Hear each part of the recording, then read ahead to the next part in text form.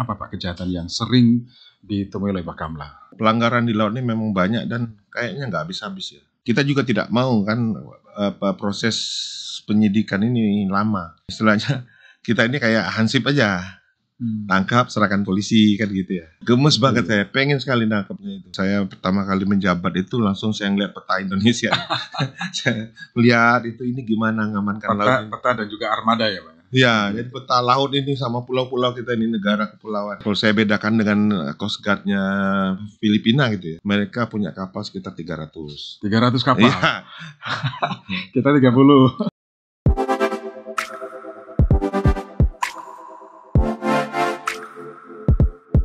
Halo pendengar dan netizen Radio El Sinta dimanapun Anda berada. Podcast kita kali ini kedatangan tamu yang luar biasa. Beliau super sibuk karena beliau juga punya tanggung jawab penuh untuk keamanan wilayah perairan kita. Beliau adalah Kepala Badan Keamanan Laut Republik Indonesia, Laksdia TNI Dr. Irfansyah SH MTR Opsla. Tapi beliau nggak mau disebut panjang-panjang, langsung Pak Irfan saja. Nah, sudah hadir di studio podcast. Saya langsung sapa Pak Irfan. Halo, apa kabar Pak Irfan? Kabar baik, sehat Pak? Alhamdulillah. Alhamdulillah, akhirnya bisa hadir juga ya. Iya. Padat betul Pak, kemarin saya dapat informasi dari ajudan Bapak, Rapim TNI dan lain sebagainya. Iya, kemarin 2 hari Rapim TNI Angkatan Laut juga. Jadi padat sekali ya Pak, Alhamdulillah. Pak, punya waktu berapa menit nih Pak? Untuk El Sinta 1 hari boleh. Terima kasih Pak. Yang penting sehat selalu Pak. Iya, Pak Irfan alhamdulillah. Baik. Pak, kalau bicara tentu kita ingin tahu nih Pak, Bakamla, Badan Keamanan Laut Republik Indonesia. Laut kita kan luas betul Pak. Iya, Mayoritas wilayah kita adalah perairan. betul. Nah, bagaimana nih Bakamla memastikan supaya seluruh wilayah perairan kita aman? Memang ide awalnya dulu kan kita itu bentuknya bukan Bakamla ya. Sebelumnya itu kita disebut Bakorkamla, Badan Koordinator Keamanan Laut. Itu dikerjakan oleh Angkatan Laut. Dan juga ide dari Angkatan Laut juga. Mengingat banyak sekali instansi yang berwenang di laut. Jadi kita berusaha karena tidak punya istilahnya rentang kendali komando untuk instansi-instansi lain. Jadi istilahnya koordinator saja. Supaya tidak overlapping tugas, tidak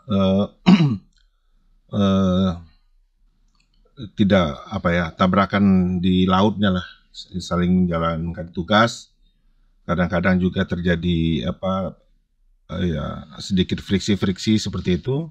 Akhirnya dibentuklah Bakorkamla dan itu sebenarnya cukup berjalan dengan baik ya.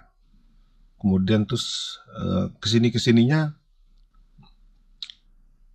pemerintah merasa ini perlu dijadikan satu gitu ya. Perlu ada istilahnya dulu kan banyak multi service dengan multitasking. Sekarang pemerintah menghendaki untuk single service multitasking. Nah, kedepannya makanya dibentuk Bakamla. Jadi bukan badan koordinator lagi. Badan Keamanan Laut. Badan Keamanan Laut khusus. Langsung bertanggung jawab kepada Presiden. Langsung tanggung kepada Presiden dan kepada masyarakat juga. Dan memang selama ini banyak keluhan-keluhan dari pengguna laut untuk di laut ini kadang-kadang karena banyak instansi ya. Instansi semua punya wewenang, terus masing-masing juga menjalankan kewenangan dan tugasnya. Periksa, nanti jalan berapa jauh, ketemu lagi Angkatan Laut, diperiksa. Ketemu jalan lagi, ketemu polisi, diperiksa. Ketemu lagi bea cukai, diperiksa. Jadi, berlapis ya Pak? Berlapis-lapis, jadi sepanjang perjalanan pemeriksaan terus. Jadi ini mengganggu waktunya mereka. Kalau mereka salah ya enggak apa-apa. Anggap memang salah. Tapi kalau nggak salah kan kasihan. Iya. Sudah berlama-lama di laut dan tidak sebentar kita periksa ini. Kadang-kadang bisa sampai 1 jam. Tertunda perjalanannya. Sementara kapal-kapal ini juga nyampe di pelabuhan ini mereka sudah ada jadwal sebenarnya. Kalau kita tunda dan ganggu jadwal mereka ini, mereka mungkin kena denda atau bayarnya lebih mahal. Atau harus nunggu lagi 1 hari di sana. Ini juga selain mengganggu pengguna laut juga ekonomi ini juga nggak gitu lancar. Jadi akhirnya ya dibentuklah Bakamla ini. Memang Bapak Presiden menginginkan ya single service sebenarnya. Namun ini butuh proses karena kondisi sekarang ini memang sudah jadi seperti sekarang ini, tidak bisa langsung seperti membalikkan tangan untuk satu single service Bakamla sebagai jagoannya, itu tidak bisa juga. Jadi kita harus pelan-pelan menyesuaikan dengan aturan yang ada. Memang laut kita luas banget. Saya pertama kali menjabat itu langsung saya ngeliat peta Indonesia. Saya lihat itu ini gimana ngamankan laut. Peta dan juga armada ya Pak? Ya, jadi peta laut ini sama pulau-pulau kita ini, negara kepulauan. Aduh, luas sekali ya. Ini bebannya berat sekali. Saya merasa ini suatu beban yang berat dan juga kehormatan kalau bagi saya sih. Tapi memang lautnya luas, oleh karena itu kita butuh bantuan dari masyarakat, dari instansi lain. Karena Bakamla sendiri ya belum cukup mampu untuk mengawasi seluruh perairan. Ekspektasi masyarakat yang begitu tinggi, khawatir juga ya kalau tidak terpenuhi. Tetapi wajiblah masyarakat itu berharap yang tinggi kepada Bakamla. Ada bintang 3 komandannya kan. Minta aman, minta selamat lah. Pokoknya jangan diganggu gitu aja. Ya wajar bagi saya itu tuntutannya itu memang kita berusaha sekuat mungkin. Ya, Pak tadi kan berlapis untuk pemeriksaan di laut Pak ya. Nah itu bagaimana Pak? Sering ada komplain tidak? Dan bagaimana Bakamla merespon komplain tersebut? Nah sekarang ini kita sudah mulai ada koordinasi dengan instansi-instansi itu. Kalau dulu kita memang kesulitannya masing-masing instansi ini punya kewenangannya tersendiri-sendiri. Misalnya bea cukai, masalah barangnya misalnya. Kemudian Angkatan Laut dengan KPLP, kemudian dengan Bakamla tentang pelayaran, keselamatan pelayarannya, kelengkapan kapalnya, kelengkapan ABK-nya, dan surat menyurat dan izinnya segala macam itu. Kalau kita setelah periksa kita kasih surat ini. Kapal ini sudah kami periksa gitu loh. Jangan diulangi lagi gitu.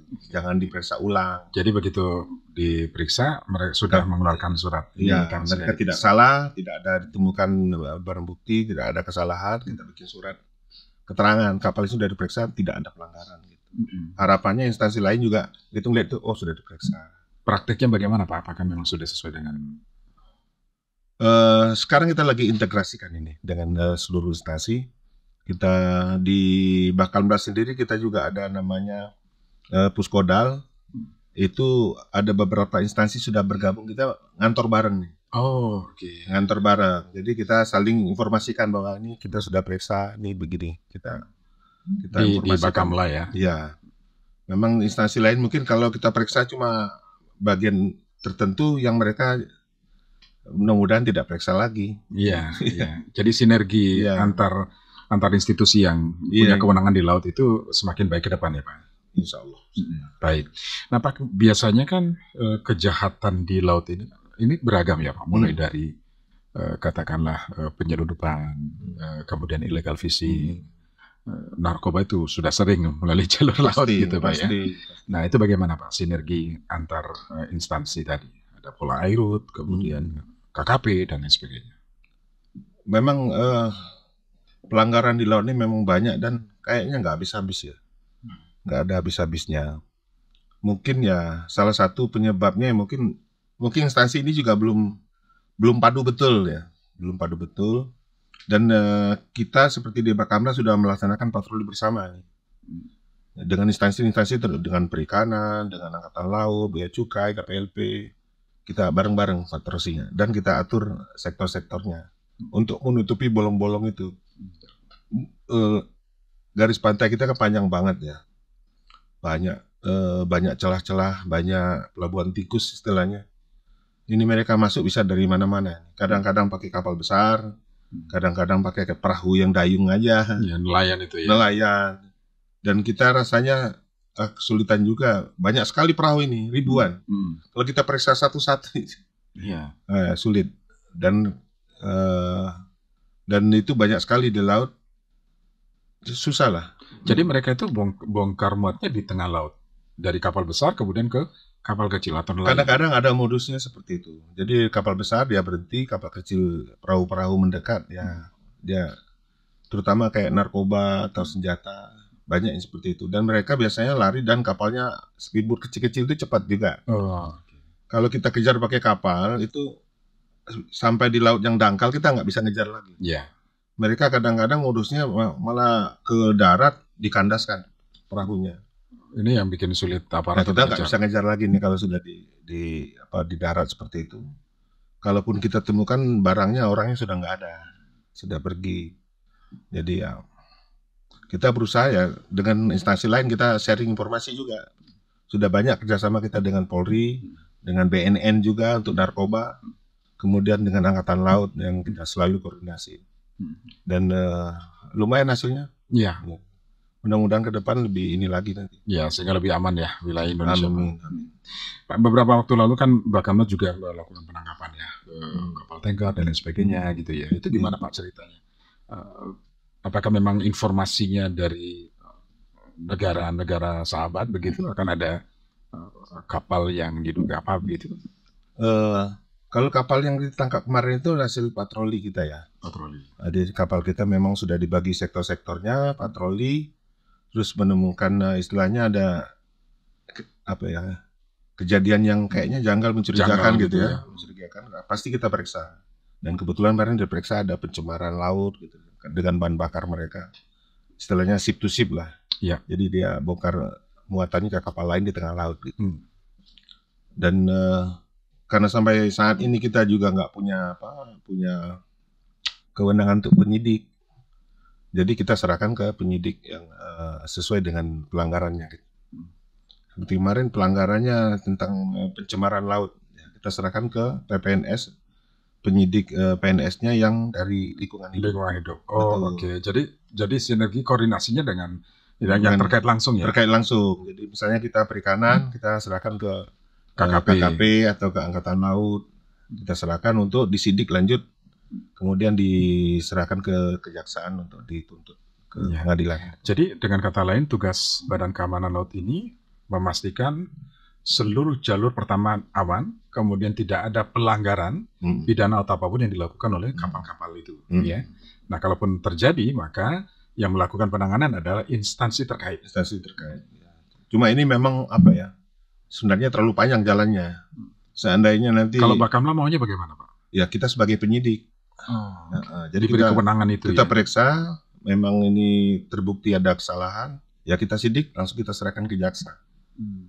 Jadi nggak muter-muter ke instansi lain. Karena kadang kita instansi lain juga sudah banyak beban kerjanya sendiri-sendiri. Mungkin sudah banyak kasusnya. Takutnya overload. Jadi kalau kita sidik sendiri, tangkap sendiri, langsung kita cepat waktunya bisa nyampe ke kejaksaan gitu. Ya, dan inilah yang barangkali juga perlu diketahui masyarakat, tugas dan fungsi Badan Keamanan Laut, sehingga perlu wacana Bakamla harus punya penyidik sendiri untuk mempercepat ya. Iya, kita harus punya kewenangan penyidik itu. Itu sebenarnya kelemahannya yang paling, karena kita juga tidak mau kan proses penyidikan ini lama. Sudah pernah disampaikan ke Presiden belum, Pak? Oh, sudah tahu. Sudah tahu ya. Kebutuhan dengan Menko Polhukam juga sudah, dengan DPR sudah, DPD sudah. Nah, kita sampaikan kita perlu istilahnya kita ini kayak hansip aja, tangkap serahkan polisi kan gitu ya. Nah, seperti itu aja. Seandainya kita tangkap, kita sidik, langsung serahkan kejaksaan, langsung di sidang gitu. Ya. Ini kan masih muter ke instansi lain. Bisa saja instansi lain juga mereka banyak pekerjaan, waduh nggak sanggup nih. Ke instansi lain lagi mungkin gitu. Akhirnya lama prosesnya ya. Bisa lama. Sementara masyarakat sudah tahu lebih awal bahwa ada penangkapan dan lain sebagainya. Tapi eksekusinya mana nih? Nanti ditanya gitu. Kok lama banget? Kan Bakamla yang nangkap kan gitu. Bakamla apa kerjanya ini?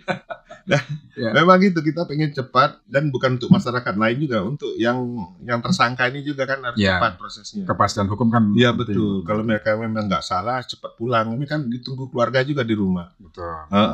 Kalau memang salah ya diproses cepatnya. Kalau misalnya dihukum. Sudah berapa lama Pak keinginan itu disampaikan kepada Presiden, Menko Polhukam dan sebagainya? Sebenarnya semenjak dibentuknya Bakamla ini sudah kita sampaikan itu. Cuma memang prosesnya gampang. Nggak gampang ya, nggak gampang. Proses kita harus menjelaskan kemana-mana dulu. Alhamdulillah diundang El Sinta ini. Mudah-mudahan. Kayaknya Bapak Presiden mudah-mudahan bisa mendengar ini ya. Insya Allah. Pak Presiden sudah tahu, udah paham banget beliau. Paham banget. Memang untuk memberikan ini juga prosesnya lewat DPR. Betul. Ada proses politik di sana. Ada prosesnya di sana. Dan kita harus patuh pada proses itu supaya tidak miss dan tidak kesannya juga buru-buru kayak nafsu banget gitu. Iya, nanti curiga kalau ada apa gitu. Ada apa kok nafsu gitu ya. Memang ya mudah-mudahan lah secepatnya nanti pemerintah bisa sama DPR bisa bersepakat lah. Ya, mudah-mudahan DPR Komisi 1 ya, Bu Mutia. Ya mudah-mudahan. Kita juga kalau bisa kan kita ingin juga menyidik tidak hanya satu bidang gitu kan. Mungkin bidang perikanan aja atau pelayaran saja. Kalau bisa karena kita sudah di laut, ya kita harus bisa menyidik beberapa seluruh kejahatan yang terjadi di laut. Betul. Jadi istilahnya seluruh kejahatan atau tindak pidana di laut gitu. Oke. Jadi selain kewenangannya ditambah itu, karena memang itu sangat relate sekali ya Pak ya dengan kondisi sekarang ini. Baik. Karena bicara soal kejahatan di laut banyak sekali dan tentu saja ya, seperti yang tadi disampaikan oleh Pak Irfansyah, banyak institusi lain juga yang punya kewenangan yang hampir sama ya. Tujuannya adalah mengamankan perairan kita. Pak Irfansyah, kita lanjut Pak Irfansyah. Kan kalau kejahatan di laut kan banyak sekali Pak. Yang paling menonjol akhir-akhir ini apa Pak kejahatan yang sering ditemui oleh Bakamla, ditangani oleh Bakamla? Selama ini banyak yang itu masih terus. Menonjol sekali sih nggak. Penyelundupan, terus ada imigran gelap kayak gitu. Terus pengiriman TKI ilegal gitu ya. Dan yang sekarang saya ingin fokuskan itu di narkobanya sebenarnya. Narkoba? Iya, karena narkoba ini jahat banget ini. Jahat banget.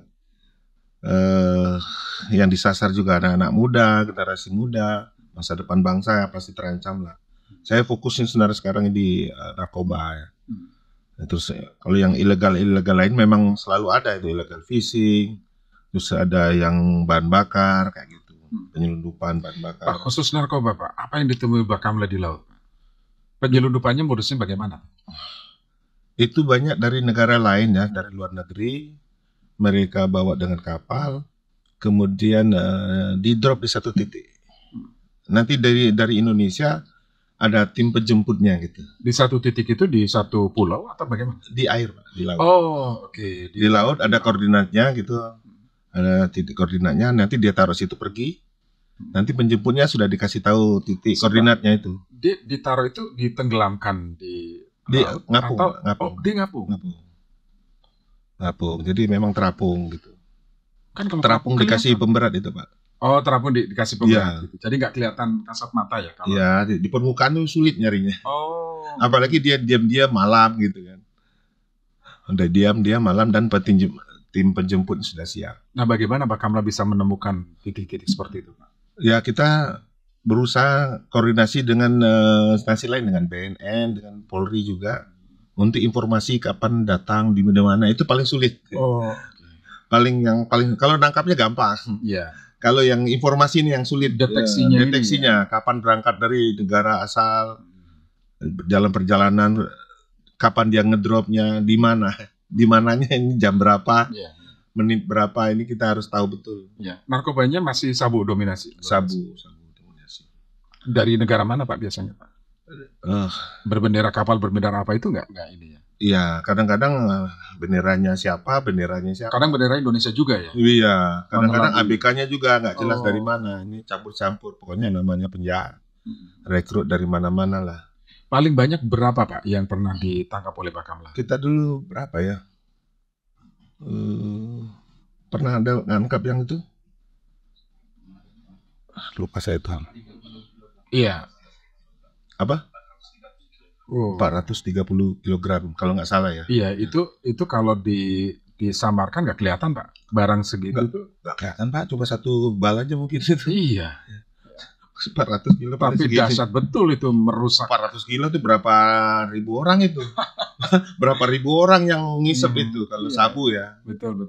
Berapa ribu orang yang terjengkang nanti itu Rusak lah. sakau-sakau itu. Betul, rusaklah generasi. Luar biasa memang. Itu baru sekali Jadi mungkin. Bapak concern di sana Pak ya sekarang ya?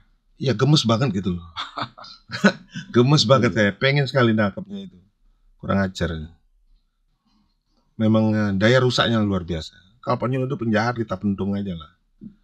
Tapi kalau narkoba masuk ini aduh luar biasa. Kita banyak lihat korbannya.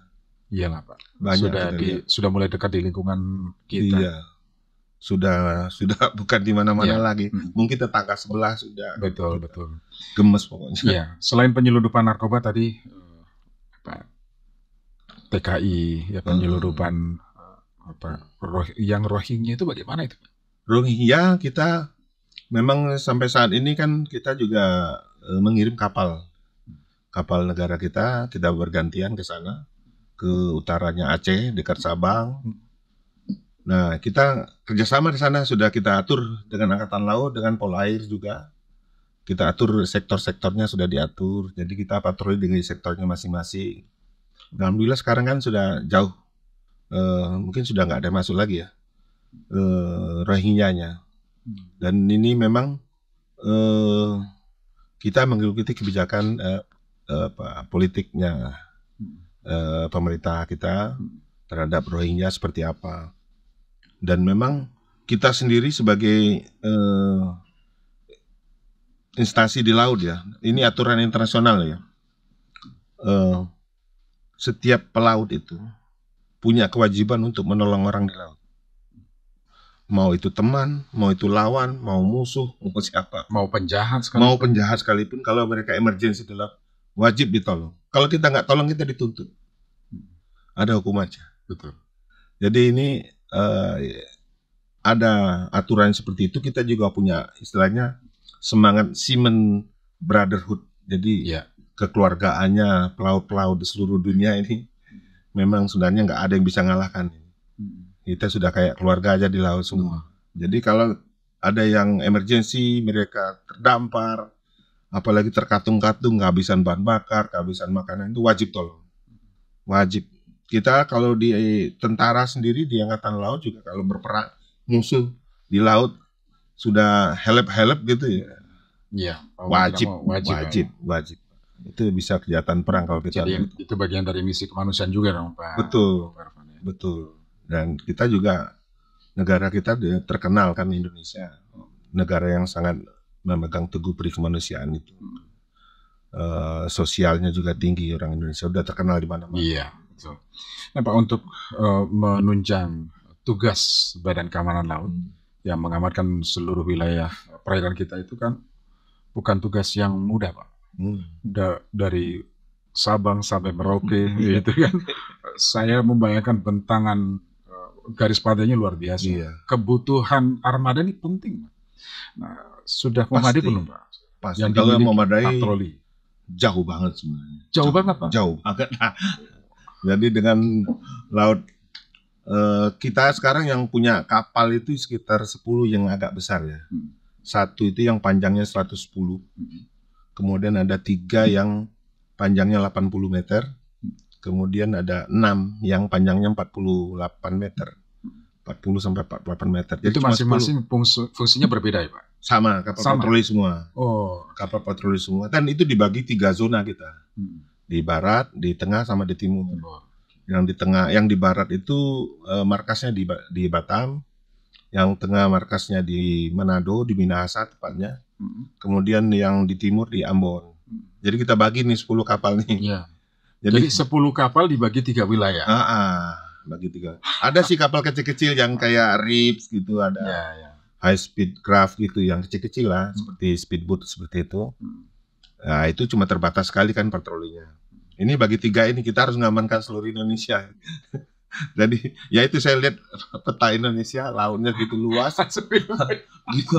Cilaka ini kan gitu ya. Cilaka, tapi ini tugas dan kehormatan juga bagi saya.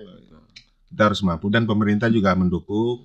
Ini tahun ini mungkin akan ada tambah lagi ya. Ada tambah kapal lagi. Insya Allah 2 kapal akan ditambah dari pemerintah. Kita juga akan dapat hibah juga dari negara Jepang. satu kapal, tapi dibangun dari nol, nggak selesai setahun juga. Iya. Nah, mungkin sekitar 2 tahun lah, sekitar 2 tahun baru ada kapal. Ya harus bersabar juga Pak Kamla, dan kita juga harus menyesuaikan dengan kemampuan negara kita sekarang. Iya. Banyak pemilu kemarin, COVID kan udah ada refocusing anggaran juga. Udah ngos-ngosan juga pasti, saya yakin ini ngos-ngosan. Kita tahu diri lah. Sri Mulyani bingung juga ngaturnya ya. Yakin saya, yakin pasti ngos-ngosan ini. Kita tahu diri lah. Mudah-mudahan kedepannya ini selesai pemilu, COVID udah lewat, anggaran sudah mulai normal kembali, kita mendapat perhatian lebih lagi gitu. Karena kalau saya bedakan dengan Coast Guard-nya Filipina gitu ya. Filipina itu kan sama-sama negara kepulauan ya. Makanya saya bandingkan nih. Lautnya lebih sedikit dari kita, lebih garis pantainya lebih kecil, lebih pendek. Mereka punya kapal sekitar 300 kapal. Iya. Kita 30. Pegawainya juga 30.500 orang. Kalau Pak Kamla Pak 1.107 orang. Iya. Jadi jauh banget kan. Kalau ngelihat itu saya gimana ya caranya itu bisa mencapai ke situ. Tapi Pak, meskipun kita pertama dari peralatan ya, infrastruktur peralatan kita masih kurang, SDM-nya juga sedikit, tapi kita kan masih disegani. Itu hebatnya kita Pak.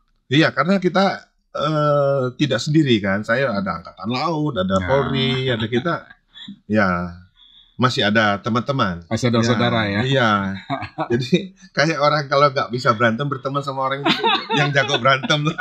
Kalau senjata kurang, Minta tolong Angkatan Laut, dan Angkatan Laut sudah benar-benar kita udah menyatu lah dengan Angkatan Laut. Kapanpun minta bantuan pasti kirim, pasti dibantu. Dan itu sudah komitmen saya dengan Bapak Kepala Staf Angkatan Laut juga. Kita sama-sama jaga laut. Gitu. Betul. Pak, selama Bapak masih di Pak Kamla ya, Badan Keamanan Laut, kira-kira apa sih yang barangkali target yang akan Bapak capai selama kepemimpinan Bapak di Pak Kamla? Target saya ini, Coast Guard ini benar-benar terbentuk. Kemudian organisasi kita tata kembali dengan tuntutan tugasnya ya. Dulu pembentukannya mungkin agak tergesa-gesa, sehingga ada beberapa bagian yang sebenarnya kita butuh tapi belum ada di organisasi kita ini. Kemudian yang jelas kita targetnya menambah terus kekuatan patrolinya, armada patroli, dan personilnya juga yang berkualitas. Dan kita sekarang sudah punya training centernya di Batam. Jadi kita training centernya di Batam. Di Batam. Sudah dibantu dengan negara sahabat kita juga untuk membangun ini sarana training center.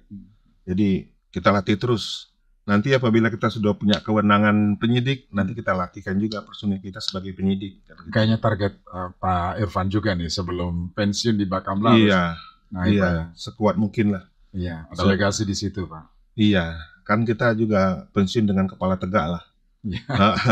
Bangga gitu. Ini karya saya, ini dulu saya yang nyiapkan. Minimal dasar-dasarnya sudah jadi. Dasar-dasarnya yang berikutnya tinggal menjalankannya. Tinggal melanjutkannya. Ya, insya Allah. Itu cita-cita saya cuma segitu aja. Dan tadi yang saya gemes narkoba ini saya pengen. Iya, hati-hati yang narkoba ini. Kita kejar. Iya, karena kadang narkoba kan memang kondisi kita sudah darurat narkoba, perang terhadap narkoba. Sayangnya memang ada sebagian masyarakat yang masih menganggap itu biasa saja. Tapi bagi mereka yang anggota keluarganya ada yang terkena narkoba, itu baru nangis.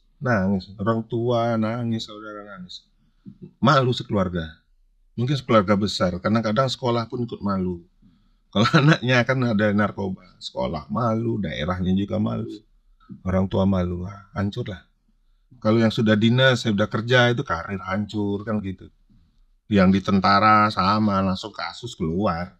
Narkoba kan nggak ada ampun lah, nggak ada ampun, langsung pecat, kalau di TNI. Kan hancur semua, karir hancur, keluarga hancur.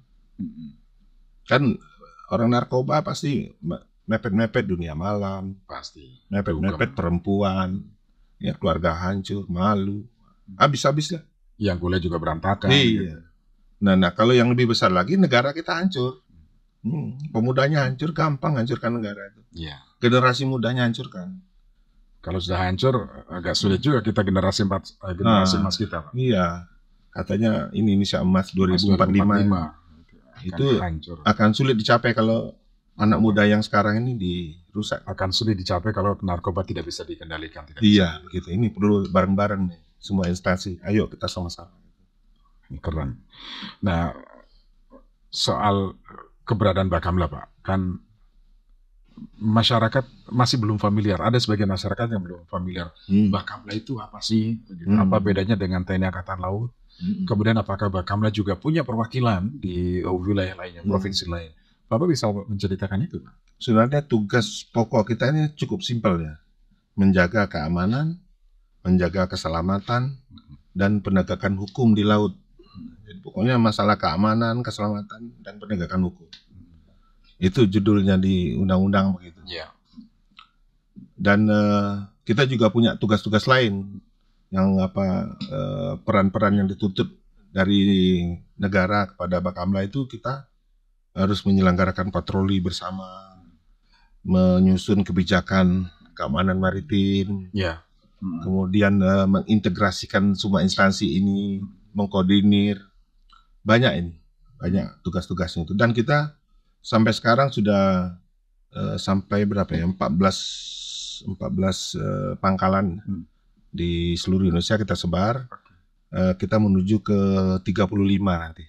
35 pangkalan kita sebar sampai ke Papua juga ada, di Merauke, di Sekau, di perbatasan. Jadi masing-masing pangkalan ada patroli kita dilengkapi dengan armada. Harapannya belum semua.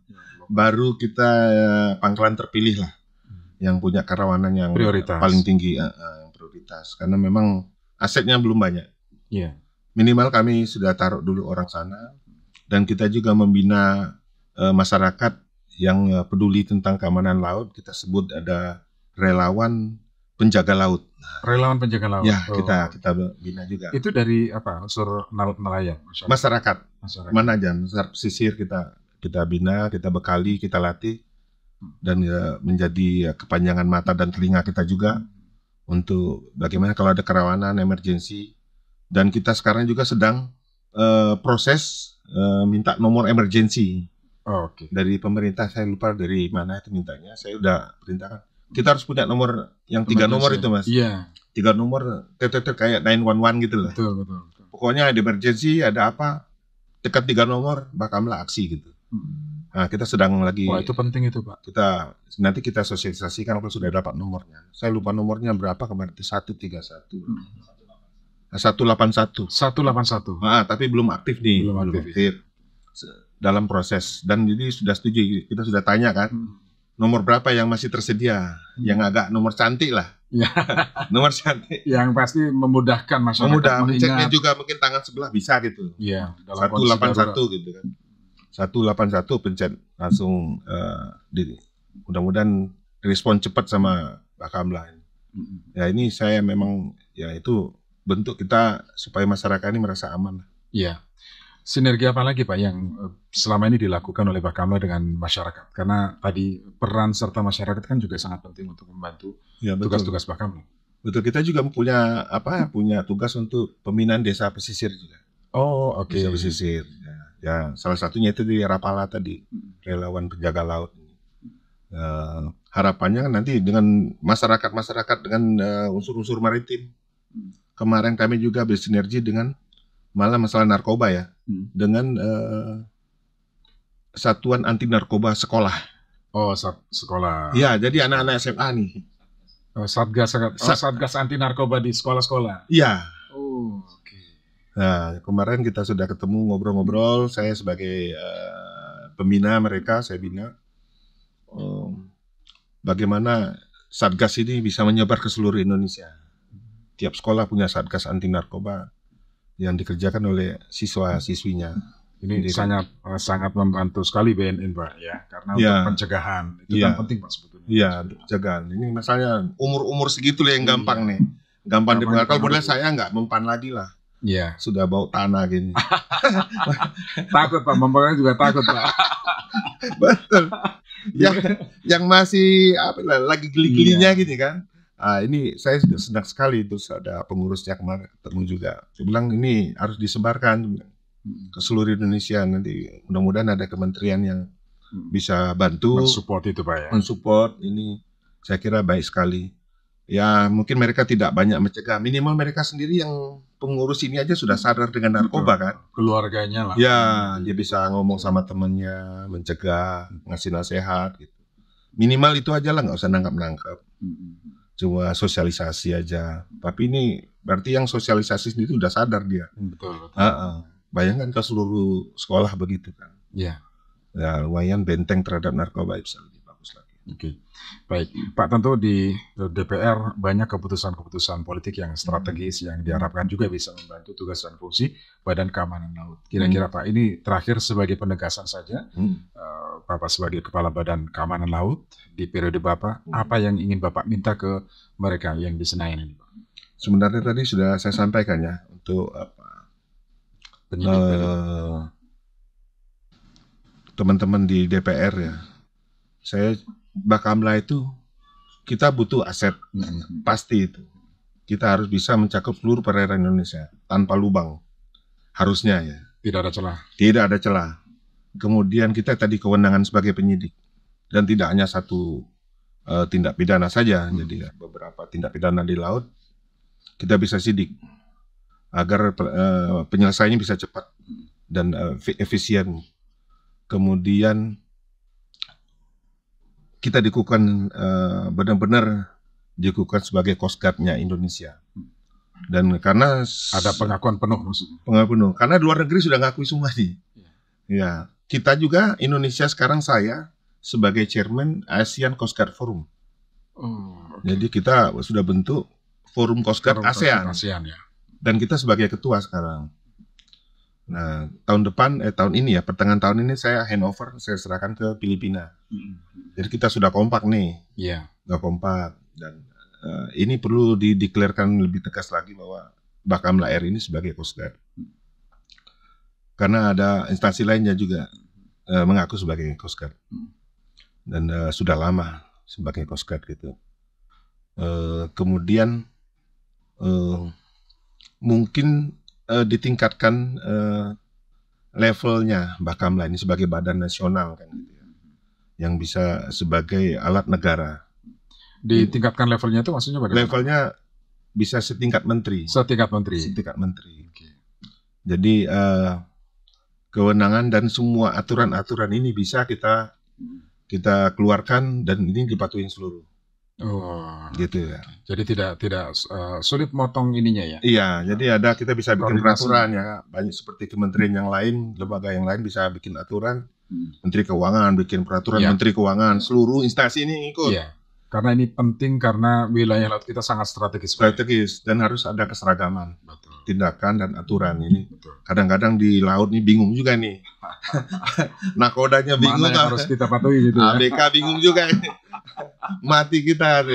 Nah ini kan mudah-mudahan menunjang pembangunan kita dan ekonomi juga bisa jalan lebih lancar lagi. Memang kayak ayam dan telur juga. Aman dulu atau pembangunan dulu. Pembangunan dulu apa aman belakangan. Apapun itu yang terbaik lah untuk negara Insya Allah. kita Pak ya. Insya Allah. Baik. Pak Irfan, terima kasih sudah bersama kami. Perbincangannya sangat menarik sekali dan edukatif, tentu saja sangat informatif. Mudah-mudahan ini juga didengar oleh mereka ya, para pengambil kebijakan juga Pak, untuk memperkuat fungsi Bakamla. Saya nggak bisa interaktif ya. Nanti kita bikin interaktifnya Pak ya. Bisa terima telepon gitu. Oh siap. Nanti kita buat yang seperti itu. Iya, karena saya terus terang ya sebelum ditutup sangat terbuka dengan semua masukan. Kayak kemarin di Rohingya banyak masuk itu, luar biasa juga saya. Dan teman-teman yang komen di Instagram atau di medsosnya Bakamla, percaya, cuma komennya saya baca semua. Jadi nanti lain waktu kita bikin live medsos dengan Elsinta Pak ya? Oh boleh, live TikTok juga boleh. Live TikTok ya, keren ini. Iya, kan ada kadang-kadang banyak orang tuh marah karena dia nggak paham. Betul. Kadang dia nggak tahu kondisi. Judulnya doang kadang ya. Judulnya doang, karena mending dari tangan pertama lah, A1 kan gitu. A1. Jadi jangan dengar orang lain lah. Kalau kan nanti kita bikin program A1 aja Pak bersama Bakamla. Boleh. Baik. Ini mulai ngajak rutin kayaknya. Baik, Pak Irfan, terima kasih sudah bersama kami. Sama-sama. Pak, ya. Saya juga senang bisa berbagi dan bercerita, mudah-mudahan bermanfaat untuk teman-teman masyarakat Indonesia. Amin. Baik. Ya, pendengar dan netizen, demikian tadi wawancara kami bersama Kepala Badan Keamanan Laut Republik Indonesia, Lasdia TNI Dr. Irfansyah SHMTR Opsla. Saya Surya pamit undur, nantikan episode selanjutnya dalam podcast Radio Al Sinta. Sampai jumpa.